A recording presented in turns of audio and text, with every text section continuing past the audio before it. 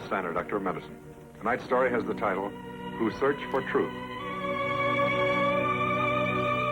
Guardian of birth, healer of the sick, comforter of the aged.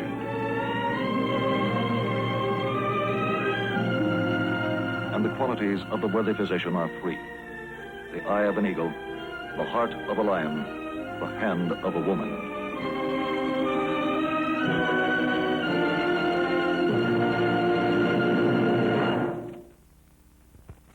Our actual case history tonight concerns one aspect in the field of physiology.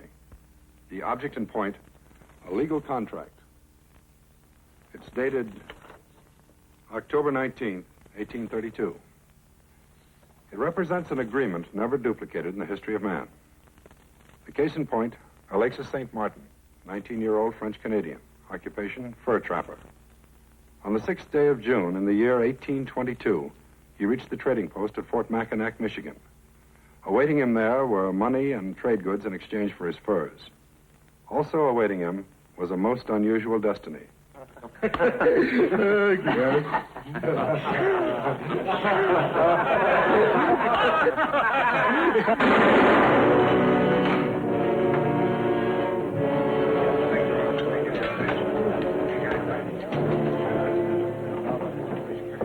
the hospital. Get Dr. Beaumont. Hurry.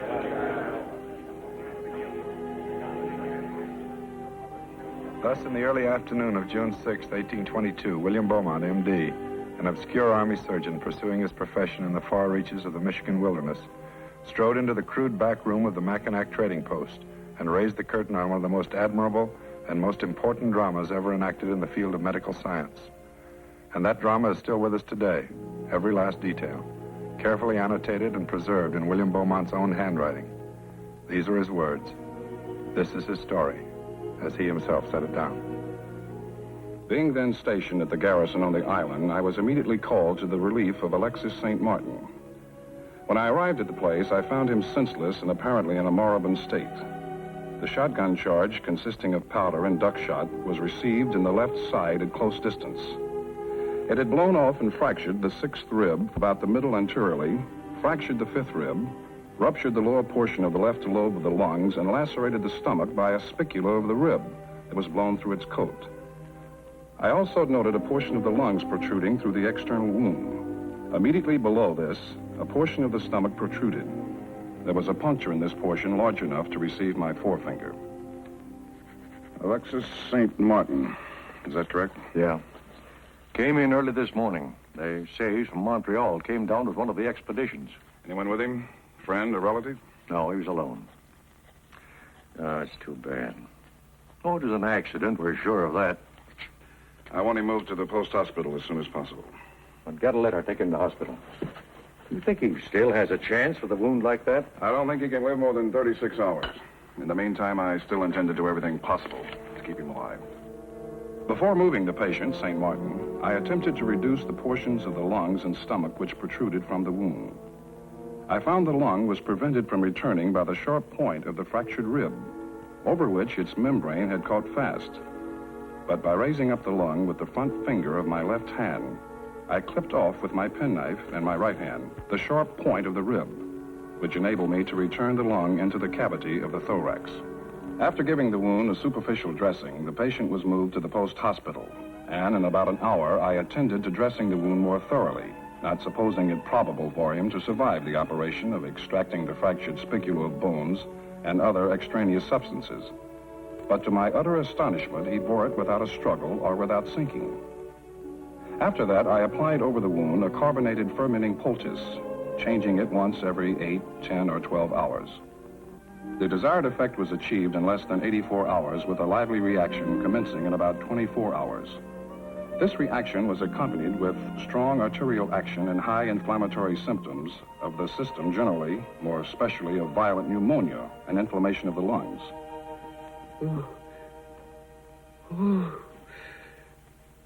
Elle me, mon Dieu, the pain. Sainte Mère, Alexis. All right, son, lie quietly. Another few minutes and I'll let you alone. Doctor, in one. Pain. I told you to lie quietly. Now do as I say. I die. What praise? You must please get praise. He was here this afternoon. He'll be back again tonight. I die. I don't want death. I pray. Not here. So far away from Maria.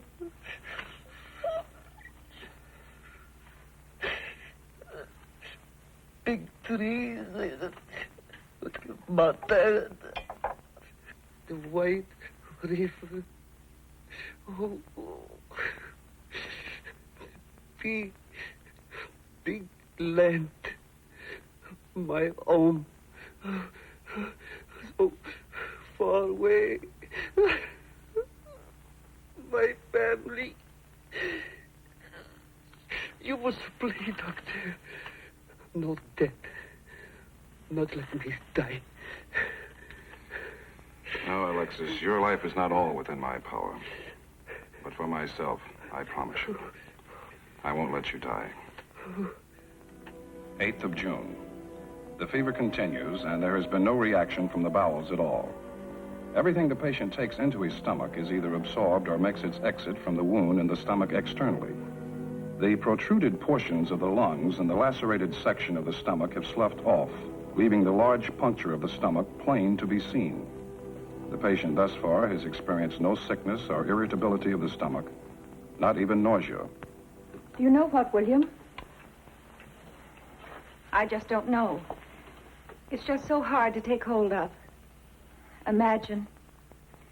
By all that's right, that boy should have been dead days ago. I'm surprised as you, Deborah, but the fact remains he's very much alive. But if he's in torture, I mean, all that suffering, all the pain, half his stomach open. What reason? You know he can't live. Where life is, I try to persuade it to remain. I succeed, I fail. The final voice is never mine. But this poor boy, what possible hope is there? I don't know. The hopeful, the hopeless. It's a grave question, but it's not my field. I'm a medical doctor, not a philosopher. I'm not much of a businessman, either.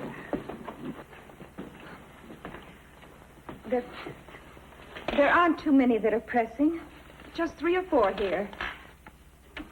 And this one. Well, and maybe this one here. And this one. It's really not too pressing. Is it, William?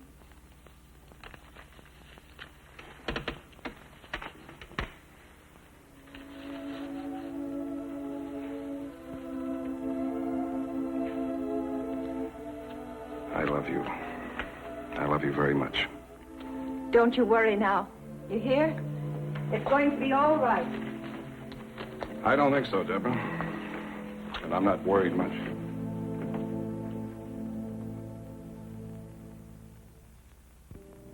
So it continued. The townspeople stood by and waited for Alexis to die. But the waiting stretched into days, weeks, then months. Alexis hung on desperately. He would not die. Dr. Beaumont examined and treated the patient daily, recording every step, every observation down to the smallest detail. So complete, so thorough are his notes, that even today they would be a credit to the finest hospital in the world. The 27th of June. After 3 weeks, his appetite is now regular. The stomach has shown not the least disposition to close its puncture by granulations. The 18th of July. The 6th rib, which was worst injured and blown off entirely in the first place, has become carious or decayed at its fractured extremity. I have been obliged to amputate it about midway between sternum and spine. I did this by dissecting around, separating and retracting the intercostals to the sound portion of the rib, and then sewing it off with a very narrow, short saw, which I made for the occasion. The operation succeeded admirably. To retain food and drink as much as possible, I have kept to the opening in the stomach a firm compress of lint, fitted to the shape and size of the puncture and confined by straps of adhesive. Under these dressings, digestion is as completely performed as in the most healthy person in the vicinity. I am even able to see digestion go on each time I dress the wound. After trying every means within my power to close the puncture of the stomach without the least appearance of success, I gave over trying. 28th of April. Today I have been informed by authorities of the town that they're not able, nor are they required, to further provide for Alexis St. Martin. He is a pauper, no friends, no money. They propose to pack him off in an open canoe to his native place, Montreal, nearly 2,000 miles distant. My protest against such inhuman disposal of a person are of no avail, even though the authorities are aware it will mean death for him.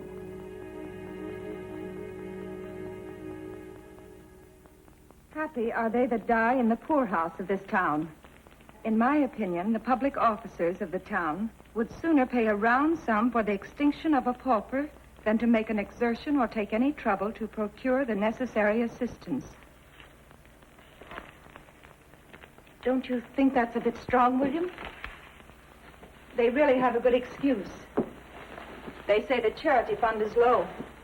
The town just can't afford it. Alexis St. Martin's a human being. Because he lacks property doesn't make him less worthy of life than the rest of us. Oh, no, I imagine it doesn't. May the Lord deliver us from evil. And what greater evil could befall a human being than to become dependent on the charity of this town in time of distress? It certainly is too bad, William. I wish there was something I could do. Oh, there's something we both can do. Something we must do. We'll take him in with us. We'll give him lodging and anything else he should need. Oh, but how can we afford it, William? I don't mean to be selfish, but it means feeding him, clothing him, other things. How could we do it? You know the bills we have already. How could we do it? We must do it. No one else will. You clear out the attic. I'll move him in tomorrow morning. Yes, William. Just as you say. William Beaumont took Alexis into his own family in 1823 and remained with him almost 2 years. During this time, despite his salary of $40 a month, Beaumont nursed him, fed him, clothed him, furnished him with every comfort, and dressed his wounds twice a day. Then one night in the early months of 1825, suddenly, unexpectedly, the first glimmering of the grand idea came to him.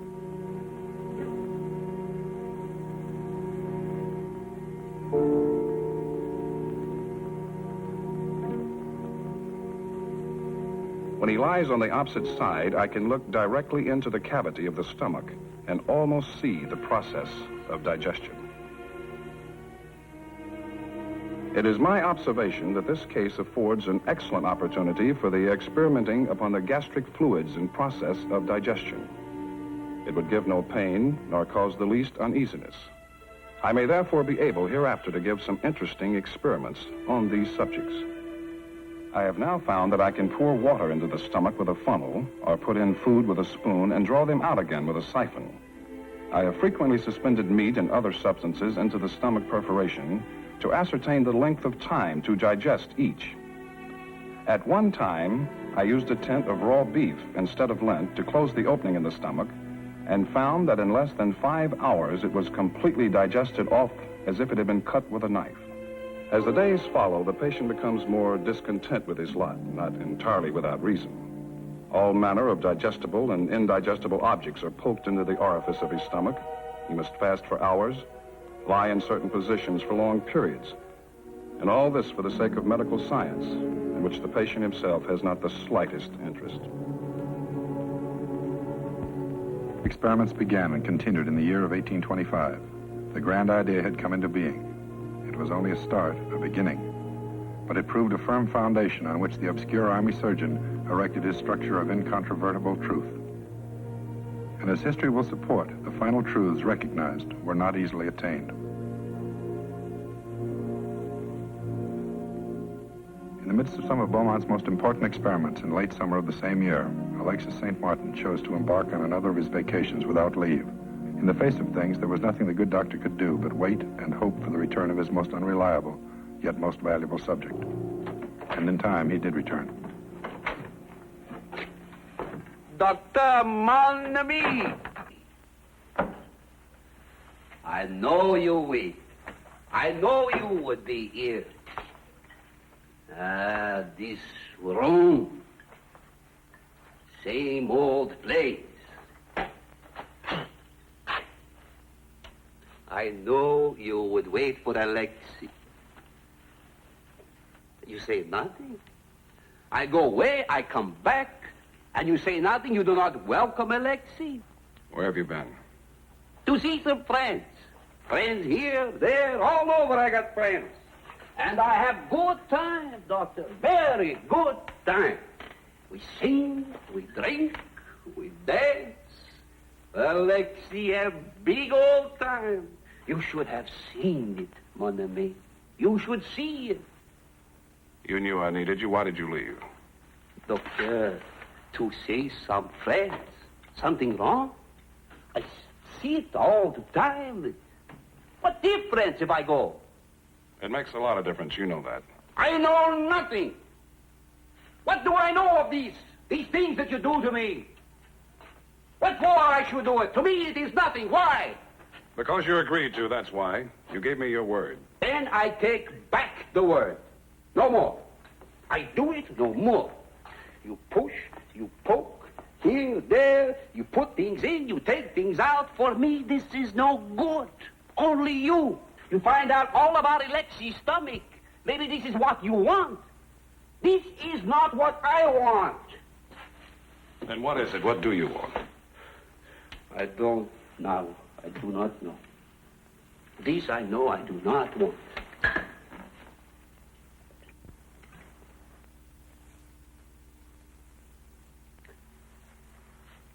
Maybe it's better if you give me some money. Oui. You give me money, I'll not go. That's good, no? What I give you now is all I can spare. I have no more. I have a family to raise, remember? This is no good. That's bad. Mon ami, I like you. You are smart in the head. But also I like the money. I need it. Doctor, we are businessmen, no?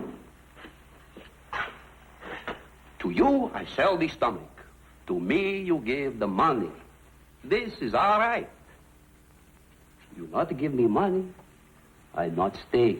This is bad, no good. You give me money, I stay. No money, I go. Wait.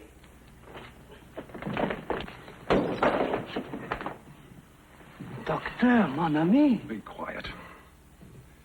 You drunken lout. You selfish, miserable drunken lout. I'm sick of you. You dare to come to my house in the middle of the night stinking of whiskey. Stumbling in here, bargaining and shouting at me to buy something you should be glad to give away free. Doctor. I told you to be quiet, do you hear? I don't want to hear another word from you.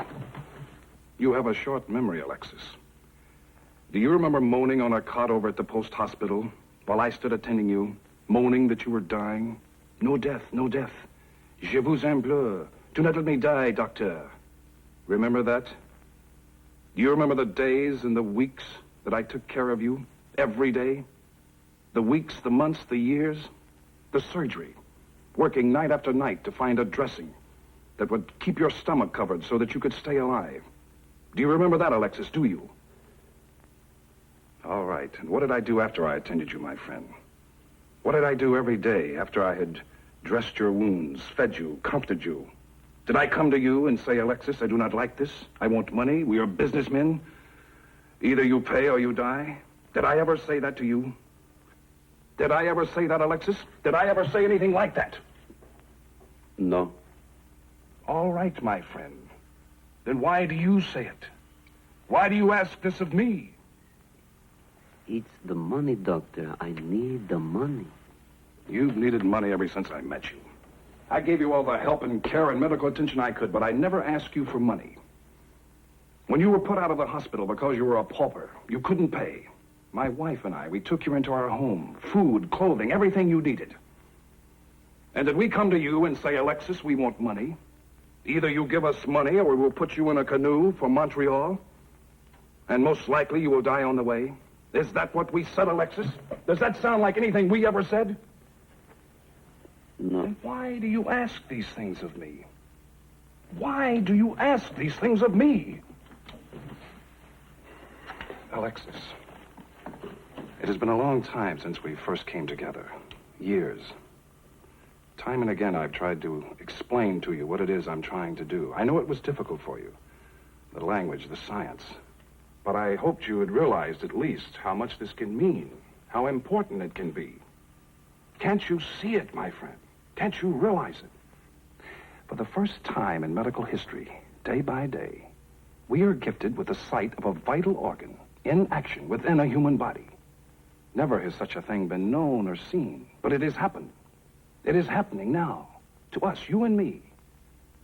Think of what this can mean, what we can do, what we can accomplish for everybody in the world to come. How much sickness we can prevent, disease. From what we learn from you, how much suffering and ignorance and death can we conquer? There are no limits, no boundaries. Your accident, this opening in your side, will make your name famous throughout the ages of man. Can't you realize this, Alexis? Alexis.